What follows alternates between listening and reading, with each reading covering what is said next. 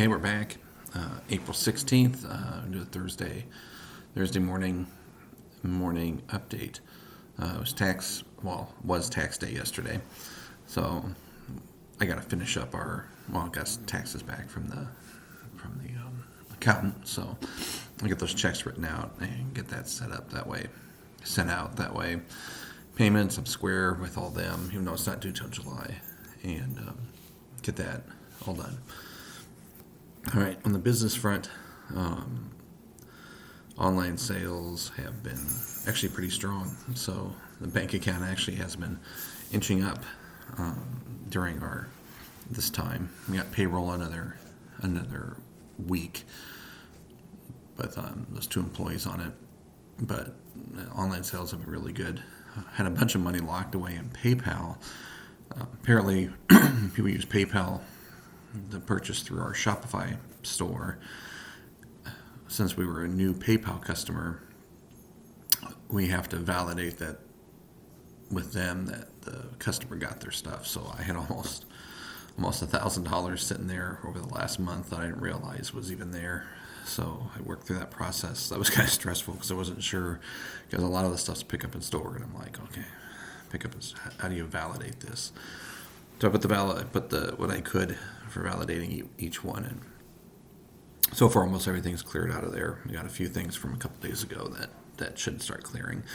With PayPal, it looks like once you're a trusted merchant, then as things come in, you don't get any complaints and stuff like that. It will go ahead and automatically just do it. I got shiny. Get some makeup up there or something, or some more here. So let's kind of jump on this stuff. So PPP, bank did get a hold of me, told them to put it through. I think it was Tuesday afternoon they submitted the application for the PPP. I haven't heard back. They indicated last week that it was fairly instant on approval. So I need to email them today and see if everything's been approved and when does that 10-day clock start for disbursement. I'm going to push that as long as possible, and generally want to try to start our employees on Monday. I did make on the PPP, I made a spreadsheet. Since we have so many employees, I made a spreadsheet to put all the employees in, their wages, benefits, all that. And it helps calculate that 75% of payroll that you need to get loan forgiveness. So I shared and then I created a template of that I've also shared off to NARTS and a few other people. Some people have already started using that spreadsheet to help calculate how they're going to pay out their employees. Because if you have 31 employees, 9 of those are full-time. So we know we're bringing back all full-timers, but we can't bring back all the part-timers. I can't bring back those people right now that work 5 hours a week or 10 hours a week. It's just much of a pain. So we're going through a process of selectively looking at some of the part-timers and saying we're going to bring X, Y, and Z in because they have flexibility or stuff like that. So we can hit that 75-80% of payroll. Right now it looks like we're going to hit we're probably about 80% on payroll. That leaves us money for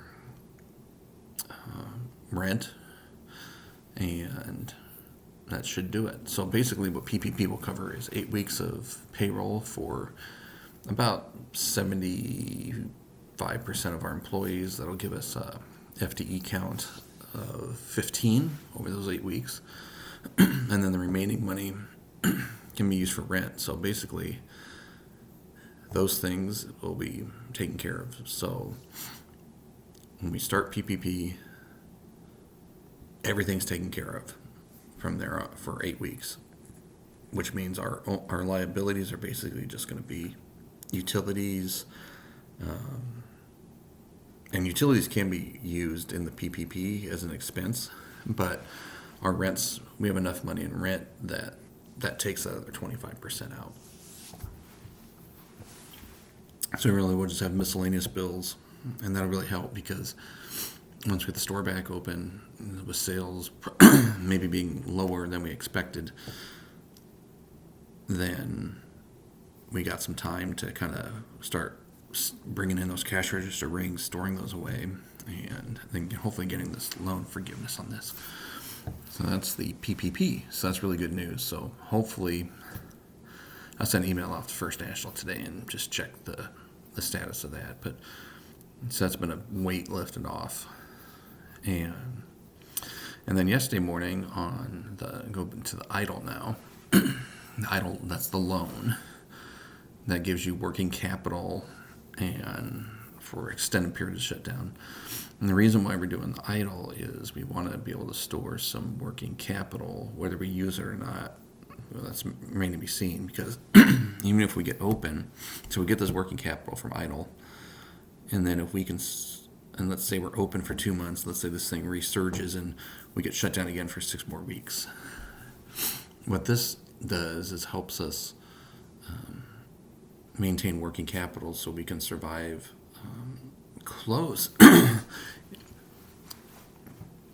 survive basically, well, the theory is you can survive 6 months if you take their full offer. You could run full employees, all that stuff for 6 months, but that's not how it's gonna work for us. So basically, I'm getting all over the place. So EIDL, yesterday morning I logged into our First National Bank account, and lo and behold, there was a $10,000 advance on EIDL. Okay, so we know that they have. We knew we thought they had our application because we got an email, kind of a generic email about an advance, and then just magically the money gods just showed up and dropped money in the account. So that's a good indication that Small Business Administration will be hitting us up real soon to finish the EIDL application. And then we'll take the rest of that money, park it. If we need to dip into some of it, great. If not, we'll just hold on to it for a little while and just pay it back to the federal government if we don't use it, with the small amount of interest that'll come on that, because interest accrues from day one, 3.75%. I believe it's 6 months. So 6 months or a year. I think it's a year. You don't have to start paying back for a year, but the interest accrues on the money. So even if we kept the money for 6 months and say there was $1,000 in interest on it, that $1,000 is kind of insurance for us, just to have that working capital stored there. So there are 2 pieces of advice we got from Neil at NARTS on the EIDL. One is, if it's over $500,000 loan, there's a bunch of extra paperwork that has to be done. Our loan, well, the initial looked like it was going to come in above that, but you don't have to take that initial thing. So we knew we were going to at least go for, $500 or $499. But then last night on our association meeting, Neil had mentioned that if you take over $200,000, that anything over $200,000, you have to personally guarantee the loan. Under $200,000, you don't have to personally guarantee the loan. So we don't necessarily want to personally guarantee the loan. I don't want the responsibility of this thing drags on forever, or let's just say you get what you get in Michigan, with the governor being all weird about doing these orders on what you can buy, can't buy, all that stuff for an extended period of time, or California talking, 6 to 12 months before, things really get open. If you personally guarantee the loan and things really go south, then you're personally on the hook for that, not just your business. So we're going to take under 200. We're probably if they come back, and we're going to take probably 199 or 200, whatever the max we can take without personally guaranteeing it. That way, if for some reason the business folds, we're not on the hook. The corporation's on the hook and not us. The likelihood of that happening is slim to none, but it's always good to plan, because you never know what can happen. So hopefully that'll get wrapped up. We'll store that money away, squirrel it away for a while. And it's 3.75%. I think it's over 30 years and 12 months before you have to start making payment on that. So that's good news. So of the 200, we've already spent 60 to stay open. So hopefully we can replenish that 60 with the 200. That leaves us 140 of additional working capital, and hopefully we can get open and get some strong sales. That'd be good. So on the storefront, we're really starting to move forward on planning, getting back open. How this looks, what this looks like. Amy has a meeting with staff today to kind of figure out what this all looks like, knowing that we now have the PPP. So we know we're going to be bringing most of our employees back on for a lot of it. I shouldn't say, most of them back on for 8 weeks. How do we start taking inventory? What does that look like? The stores are pretty much ready to go. They're clean, organized. So when the governor gives the go to start reopening, then we're ready to go. Still having trouble finding cleaning supplies, especially like the spray disinfectant. So I got 2 different orders out there. They kind of say they're being fulfilled, and they kind of don't say they're being fulfilled. So we'll see where they end up. So with that, it's actually been pretty good. Yesterday was just on the personal front. Yesterday was just a little. This has been kind of nerve-wracking. It's been some good days, some bad days. And yesterday was kind of a bad day of everything, because I started reading about the PPP and about how the forgiveness formula works. And some people were talking that you have to bring back everybody, whether they're working 5 hours or. It just became a little overwhelming, and that's why I put the spreadsheet together. But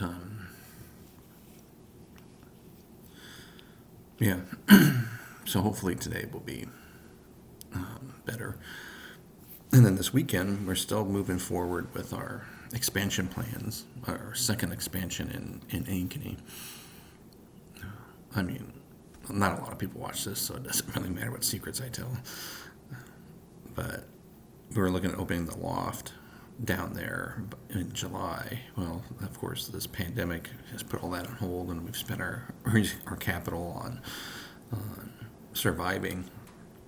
But we're still moving forward with design of the space. So we have a meeting next week with DRA. So this weekend, I give Amy and I a chance to kind of go over what the plan looks like for that store down there. Start getting the design elements done, working with architects. I told DRA that since we actually haven't signed any documents, it was like, I'm glad we didn't. It was literally a day away from signing everything to lock us in, and the shutdowns happen. But we're all working in good faith that we both have. I have intention to still. We have intention to still open, and DRA is trusting us, and they're putting their architects up to design the space. So on their dime, and then if we do get our sales back up, I told them it has to be we have to be at 75% sales for a month based on the previous year.